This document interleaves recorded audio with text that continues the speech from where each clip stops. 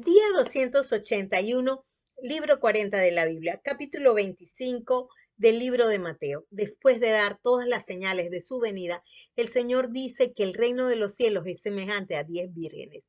5 eran prudentes y 5 eran insensatas. ¿Somos nosotros prudentes o somos insensatos? Observemos el significado de la parábola. La lámpara representa la palabra. El aceite en las vasijas es lo que impide que las lámparas se apaguen. La insensatez consiste en no prepararse adecuadamente para la venida del esposo, en no tomar aceite para mantener la lámpara encendida. Por lo tanto, quedará en oscuridad quien no tiene entendimiento para conservar la obediencia a la palabra, porque la lámpara se le va a apagar. El Señor les dijo que no conocía a estas vírgenes insensatas y no pudieron entrar a las bodas del Cordero. Por lo tanto, el que no se mantiene apegado a la palabra es desconocido para el Señor. La prudencia, en contraste, consiste en prepararse, en tomar aceite en las vasijas para mantener la luz. La palabra, la lámpara encendida, es el entendimiento y la obediencia a la palabra de Dios. Observemos que todas las vírgenes se durmieron, se pararon oyendo que venía el esposo y arreglaron sus lámparas, pero solo 5 prudentes tenían el aceite. Solo 5 tenían la manera de mantener la llama de la palabra encendida, es decir, tenían luz, tenían entendimiento para obedecer la palabra.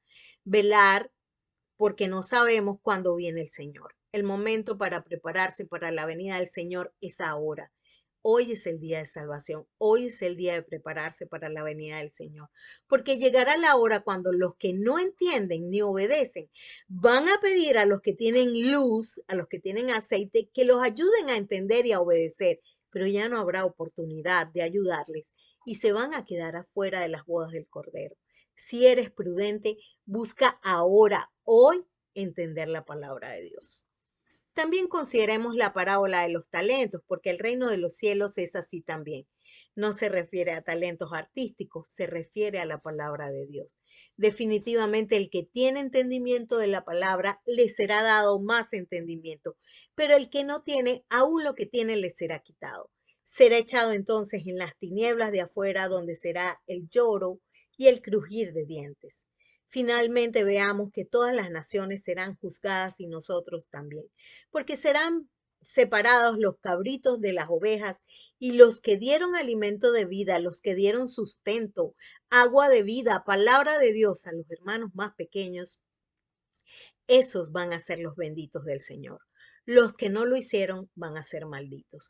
Porque los hambrientos, los sedientos, los forasteros, los desnudos, los enfermos, los encarcelados, son los hermanos que no tienen la palabra de Dios. No se trata de la conciencia social, sino de la conciencia espiritual por la carencia de la palabra. Mateo capítulo 26. Sepan que fui traicionado y entregado para ser crucificado. ¿Sucede esto hoy día? Hay Judas entre nosotros que traicionan la palabra, que la venden, que buscan ocasión contra ella. Judas el traidor.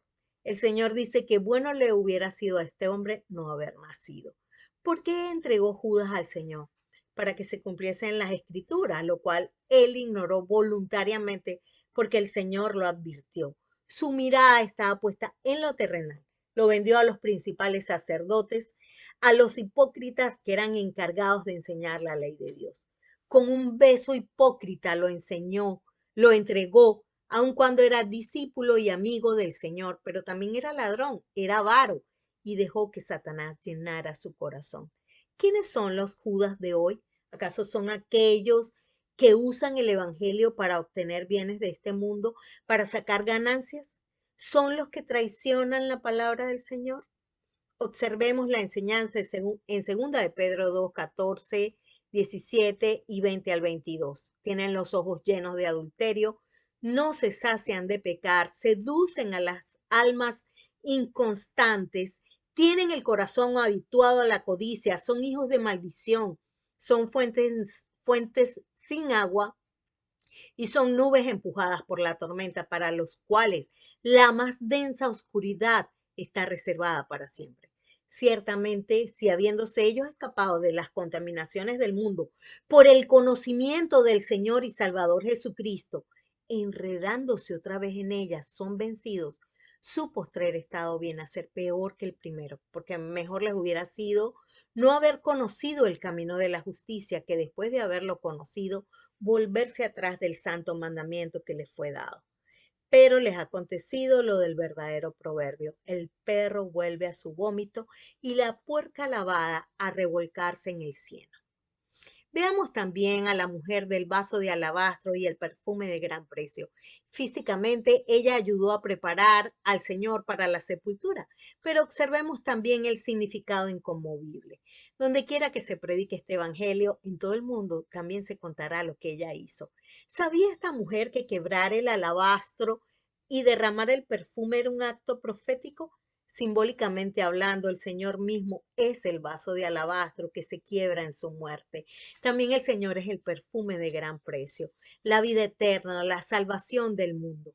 Nosotros, como su iglesia, debemos ser esa mujer que quiebra ese alabastro, la que se humilla a los pies del Señor para derramar su fragancia eterna. Seamos también el alabastro que se rompe, quebrantado por la palabra, y también el perfume, vidas obedientes en grato olor al Señor. También veamos a los discípulos. No entendían la trascendencia del momento ni el anuncio del Señor de que sería entregado para ser crucificado. En lugar de esto, tenían la mirada puesta en lo terrenal, y al ver el derramamiento del perfume se enojaron diciendo, pero que esto es un desperdicio. Hubiéramos hecho una obra social con esto. ¿Nos pasa a nosotros hoy lo mismo? Velen y oren para que no entren en tentación, para que no se escandalicen de la palabra y la nieguen. El espíritu de la verdad está dispuesto, pero la carne es débil. También veamos la blasfemia, porque las autoridades, Caifás, el sumo sacerdote, y el concilio buscaron falso testimonio contra Jesús para entregarle a la muerte, diciendo: ha blasfemado.